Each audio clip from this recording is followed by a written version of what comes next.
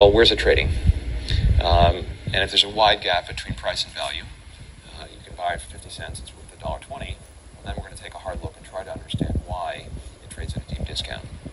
And once we understand the reasons, we decide, well, these things that we can solve. You know, can we, in light of the situation, the circumstances, can we be influential in changing these levers that can cause this valuation discrepancy? People fret a bit too much about short-term things which are clearly just just bumps in the road type of thing, where there might be a supplier shortage or some shutdown in some part of the world. But really, those things are clearly just kind of one-off items and don't really matter for the long term.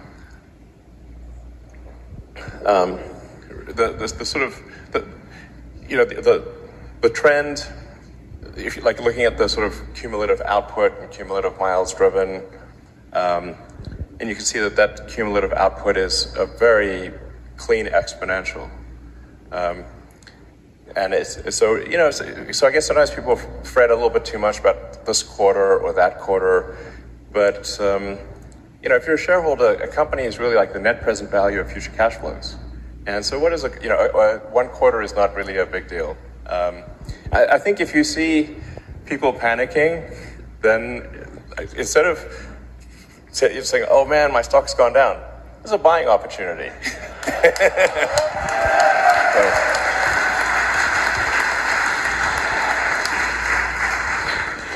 Hi.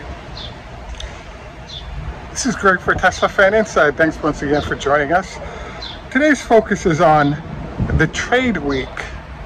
So the goal of the show is to take a brief look at what happened last week and then look at anticipatorily what we think is going to happen in the current week. We also started our show today with a couple of clips, one from Elon, one from Mr. Ackerman, in terms of just general philosophy on investing and trading. This is Greg for Teslafaninsight. If this is your first time, welcome. If you're a repeat visitor, welcome back. We also want to thank our Patreon supporters. If you enjoy the show and would like more ideas on investing and trading, please join us. We also want to note this is a copyrighted broadcast. So our prediction at the beginning of the week was that we actually had a legitimate shot at Tesla going to $1,000 a share. The reason we stated this was that there are a number of catalysts that were lurking to help us get to that number. Obviously, the shareholder meeting and then the information from the shareholder meeting combined with the news about whether or not there's going to be a 3-to-1 split are the type of small and large events that potentially influence the stock dramatically. So in general, we rolled up into the highs in the 940s, 950s, and then we kind of got body slammed by the market. So unfortunately, we didn't make it to the 1,000 number. Obviously, it's still available because we finished out the week at 864. But this is what the world looks like in the trading zone when you're not sticking around for long term for investing. So I can't say it's unexpected. The actual really good thing about what happened this week is something that I kind of call the 50-point daily move situation. And what that is basically anytime you're trading, there's an opportunity to make money whether the stock is rising or falling. Obviously, if you can predict which way it's going to go, you can then buy options that take advantage of that rising target stock price, which kind of was an option this week. I mean, if you picked up 60 points or so this week with an option in that situation, depending on what you purchased, it's a 200, 300, 400% return, which is not bad.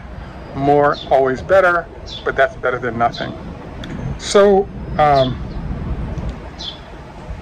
the next thing I'd like to do is take some time to one of the challenges that goes on when it comes to trading is, are there demonstrable trends that you can identify and, if you will, build into your trade process?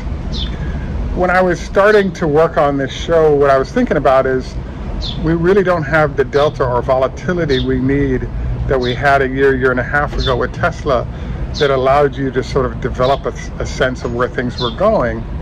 And now that the stock price is high again, I believe we have the potential for the movement of the stock price to lend itself for it to be a fairly good trading environment, especially as we have changes that can shape movement of the stock.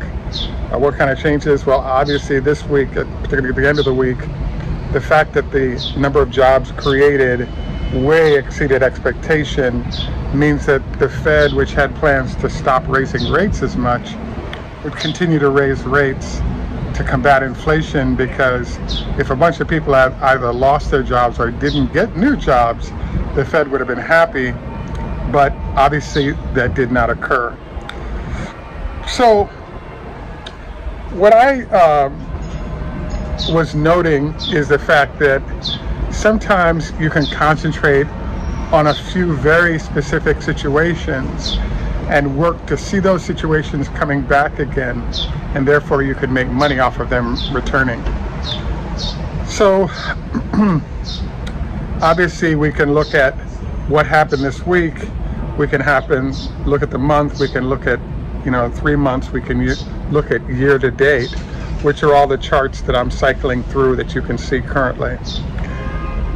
One of the things I like to focus on that I really think there's an important to try to master and understand and even go backwards and study the process of how and why it occurs is something that I call the 0-0 rule. So anytime investors, traders are operating, one of their goals is to buy what are called even lots, so 100 shares, 200 shares, 300 shares, 1,000 shares, etc. There's an inclination towards even lot purchasing. So what therefore happens is that there's a tendency anytime you're around 900, 700, 600, 1,000, any of those 0-0 numbers, there tends to be a large collection of options and stock purchasing that goes on there. One of the things I've noticed over time is that, particularly with certain stocks, anytime you get near the 0-0, so in this case, I wanted to sort of go through and just be picky about looking at the numbers related to the close on Friday. Now, one question you could ask is, would you so one of the questions you could have asked for the day on Friday was, we're in the 920s, maybe 930 for the stock price. Would there be a sort of downdraft of Tesla's stock price to bring it below $900 a share? Now, what I've noticed about this whole thing is if you go back over the last 5 years of Tesla, you could almost develop a ratio of likelihood of happening. So if you're at, let's say, 910, in my mind, from what I've seen, there's about a 80% chance that the market makers will be able to drop the stock price below the 900 into the let's say 980, 985 zone. Now, why specifically do we end up not at 990 or 895 or 890, but we actually drop down into the sub 890 into, like, in that 885 or below zone? Well, it turns out that there are a lot of people that have gone in and they've placed stop losses at 900. So what that stop loss does is that if the stock drops at or below 900, their stock is supposed to be sold immediately to avoid them losing more money. And a stop loss might be not a bad idea for you to consider in terms of your portfolio. So why is a stop loss a big deal? Well, it turns out that the shares will be sold as soon as they possibly can after the shares get to 900. So what sometimes is a very profitable move for the market makers is to take a look at where the largest number of stop losses are and then help force the stock price just below it, because they know as soon as the stock price drops below the normal stop loss level, they have an opportunity to make a great deal of money, which is the case here. So I kind of bring this up because when you're over 920 and you have 4 or 5 hours to trade, seeing the stock price drop, 34 points as it did on Friday is atypical. The percentage chance it would have stayed above 900 was, I thought, pretty high, but obviously it did not. And so I think for profitable trading, developing strategies around the 0-0 strategy is, I think, a really wise move. Now, what could you have done? Well, one thing you could have done is buying puts at 900 and saying, hey, either I triple or quadruple my money or I lose my money. Now, that's 4-to-1 opportunity there, and the returns actually ended up being pretty good. And so that's why it's worth the time to sort of develop a real understanding of how certain stocks move and its relationship to certain numbers. So it's easy to try to tease out more and more information with which you can trade situations, but I just specifically wanted to take a look at the Friday 0-0 phenomenon. So how could you develop more comfort with this and how it works? Try going back the last month or two and look at Friday. Was the stock fairly close, within 10 points of the 0-0? Did it drop below the number every Friday? The third Friday of the trading week is a triple witching hour. What tends to happen for that trade day? So we're 2 weeks away from that. So these are really useful questions to ask because they lend themselves to multiple hundreds of percent of returns. So therefore, it's worth your time to study, understand, and try to apply it to your investing and trading. So that's kind of looking at last week in general, an idea for what should have been done when it came to Friday. What I want to do next is, let's look outward into the week. Well, the main catalyst I think that lurks for this week is surrounding the approval of this 3-to-1 split. Several friends have reminded me that once the split was approved, there tends to be a 20, 30, 40% increase in the stock price ahead of the split. What that suggests is Tesla's undervalued and people are anticipatorily trying to invest heavily heading into the next split. Could that happen in this case? Absolutely. Do I think it's going to happen for sure? That's unknown. But it's really nice to have some kind of catalyst with which you can go after investing, trading in Tesla, and should be considered. So for this week, I see a mild catalyst in the form of the 3-day rule associated with the split being approved. I think it's a 20, 30 point impactor for the stock, but I don't think it's a 100 to 200 point impactor because it was this or that. So it had already been announced by Elon, the chances of it happening were really high. And I believe that the marketplace largely has discounted that split occurring. But I'm hopeful that we see some of the institutions now deciding to buy more anticipatory of the split. So we shall see what happens with this. But I think it's definitely good for a 50, 80 point upward move of the stock is entirely possible. So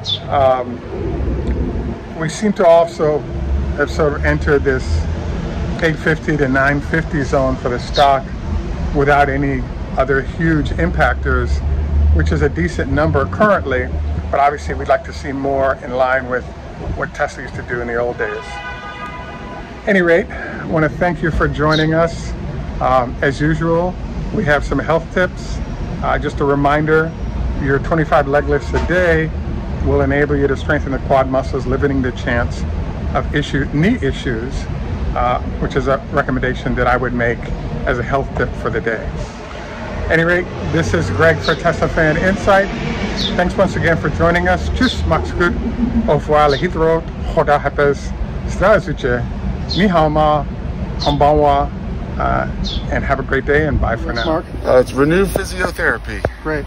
So Mark, every day we do a different exercise, and just wondered what you recommend that people do every day relative to the back. If you could only do one exercise, what I would do would be to put your hands on your back like this, do a back bend, nice and easy, 10 times. Okay. And that will counteract all of the bending forward that we do throughout the day, whether it's sitting at the computer, sitting in the car, bending forward to get things and pick it up. Even when we sleep at night, people tend to curl up and bend forward.